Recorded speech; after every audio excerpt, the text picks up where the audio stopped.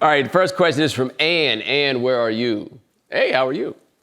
What would you say to a young kid whose dream is to be an NFL player, given what happened to Damar Hamlin and Tua?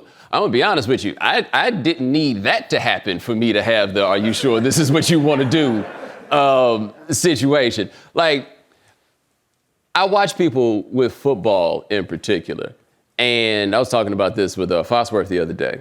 And my question is, what reason in the world is there to play tackle football when you're 7 years old, right? And I think the answer for a lot of people of why to play tackle football when you're 7 years old is because your daddy wants to coach football, right? Like, I don't know how many of y'all have kids and see them, you know, the youth football stuff. They did some TV show a few years ago that was one of these reality shows about it. It was some of the wildest shit I'd ever seen. And I even saw a dude out there coaching that I played Little League baseball against. And I remember he was really, really good at Little League baseball. And it seems he still wanted to be really, really good at something athletically related. And so they got these kids out here doing the Oklahoma drill and all of this other stuff. And I'm like, if there were not a ball out there, and all I told you was, we're going to put a bunch of kids out here and they're going to run into each other, but you take the ball away.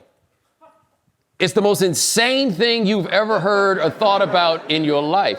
You put a ball in there, and suddenly this is like a noble activity. Like, the ball is the most powerful thing that our society has that people don't really think about. Like, look at any sport that you have that involves a ball. There's a million different things to do in there. Everybody want to do the one that involves having the ball. When the fat people get the ball in football and they get to score, you see how happy they are? They'll never get nowhere near the ball, right?